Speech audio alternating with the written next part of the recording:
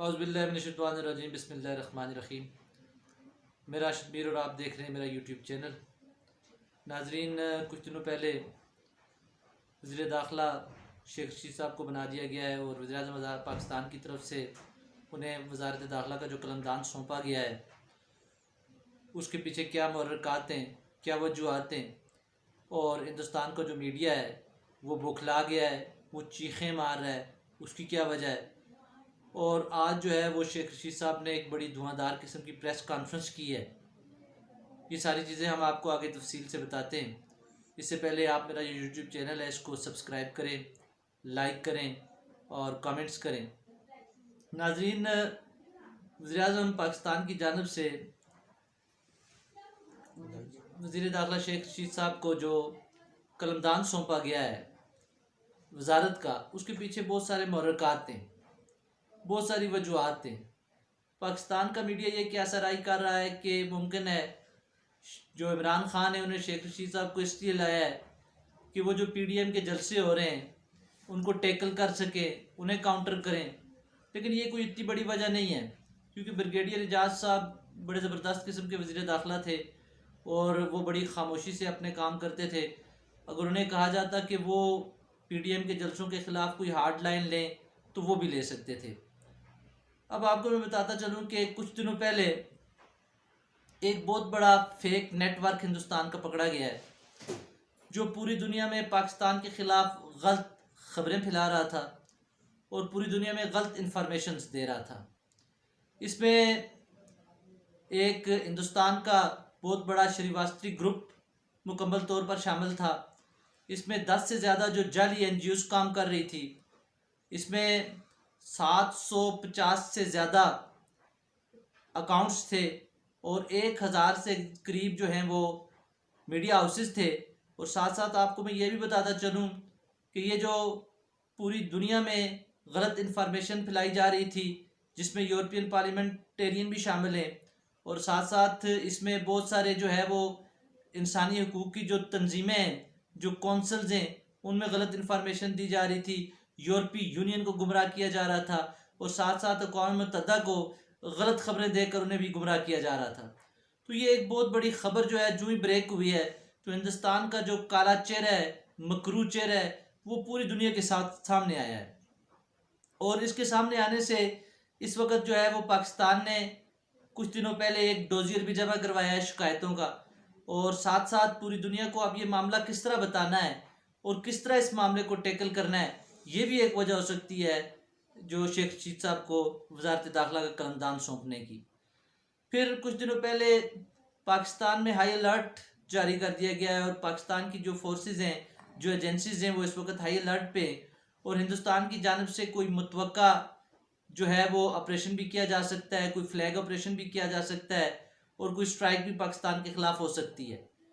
तो इसको मद्देनज़र रखते हुए जो इमरान खान है उन्होंने ये फ़ैसला किया है कि इस मरतबा जो हिंदुस्तान की किसी भी गलती को इग्नोर नहीं किया जाएगा, बल्कि उसे काउंटर जवाब दिया जाएगा और अपने वसाइल के मुताबिक उसे अपने वसाइल में रहते हुए उसके ख़िलाफ़ जो है मुकम्मल तौर पर माज़राई की जाएगी। ये भी एक वजह हो सकती है शेख रशीद साहब को वज़ारत दाखिला का कलमदान देने की। उसके साथ साथ इस वक्त PDM में PTM जो है वो PDM का प्लेटफार्म यूज़ कर रही है और मुकम्मल तौर पर जो है वो इस प्लेटफार्म से तकरीर कर रही है और पाकिस्तान से ख़िताब, पाकिस्तान के लोगों से बात कर रही है। हालांकि PTM पर बड़े सख्त किस्म के इल्ज़ामात हैं। वो पाकिस्तान के इदारों को गंदा करती है, वो पाकिस्तान के इदारों को लान तान करती है, उन्हें गलत कहती है, और साथ साथ वो बहुत सारी दहशतगर्द जो एक्टिविटीज़ हैं उनमें भी मुलव्वस है। तो ये भी एक वजह हो सकती है शेख रशीद साहब को वज़ारत दाखिला का कलमदान सौंपने की।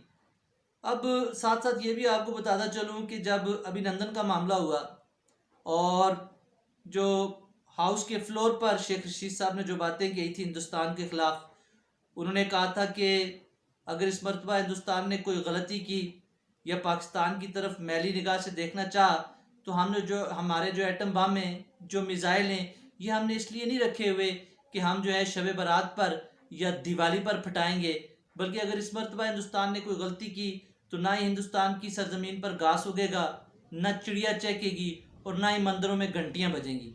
ये भी एक बड़ी हार्ड लाइन उस दिन जो है वो हिंदुस्तान के लिए शेख रशीद ने ली थी, जिसमें हिंदुस्तान पर बड़ी क्या सराहियाँ हुई, बड़ा गुमराह कुन बातें हुई हिंदुस्तान में, और हिंदुस्तान का मीडिया जो है वो शेख रशीद साहब के खिलाफ बोला।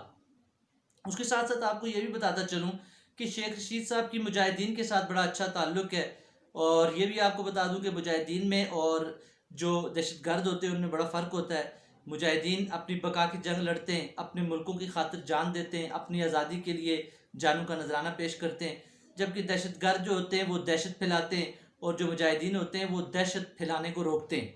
तो इसलिए इन दो चीज़ों में बड़ा वाज़ेह फ़र्क होना चाहिए, और ये सबको पता होना चाहिए। और साथ साथ ये भी एक बड़ी अहम बात है कि कश्मीर के मसले को भी शेख रशीद साहब बहुत अच्छी तरह जानते हैं, उन्हें पता है।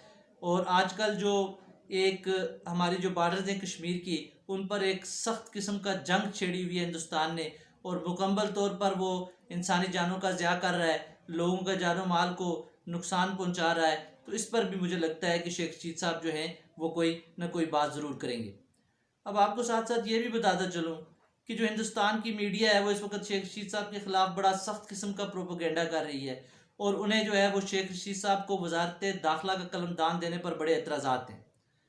अब जो शेख रशीद साहब ने इसके बाद आज जो एक बड़ी ज़बरदस्त किस्म की और बड़ी धुआंधार किस्म की प्रेस कॉन्फ्रेंस की है, जिसमें उन्होंने बहुत सारी बातें की हैं। उन्होंने फॉरेन फंडिंग की बातें की हैं कि पाकिस्तान में जो फॉरेन फंडिंग हो रही है उससे पाकिस्तान में इंतशार फैलाया जा रहा है।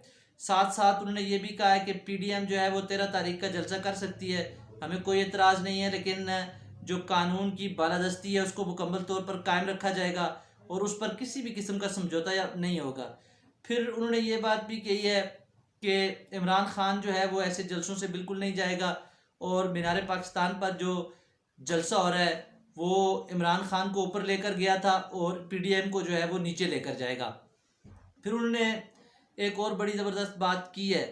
उन्होंने ये कहा है इसी अपनी प्रेस कॉन्फ्रेंस में, उन्होंने ये कहा है कि जो 126 दिन हम भी जो है वो इस्लामाबाद की दारुल हुकूमत में आकर बैठे रहें, और हमने भी 126 दिन धरना किया है, तो हमें भी 126 दिन से धरने के बाद कोई भी हासिल नहीं हुआ।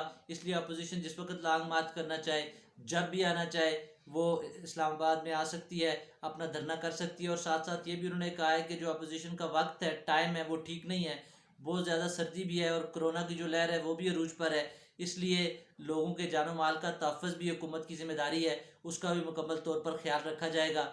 और आखिर में उन्होंने एक शेर भी कहा है, और वो शेर उन्होंने ये कहा है कि वफ़ा करोगे वफ़ा करेंगे, जफ़ा करोगे जफ़ा करेंगे, सितम करोगे सितम करेंगे, हम आदमी हैं तुम्हारे जैसे, जो तुम करोगे वो हम करेंगे।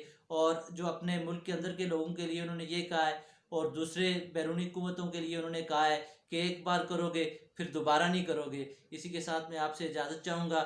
आप मेरी वीडियो पूरी देखें, मेरे जो चैनल है उसको सब्सक्राइब करें और कमेंट्स करें। आपका बहुत बहुत शुक्रिया। अस्सलाम वालेकुम।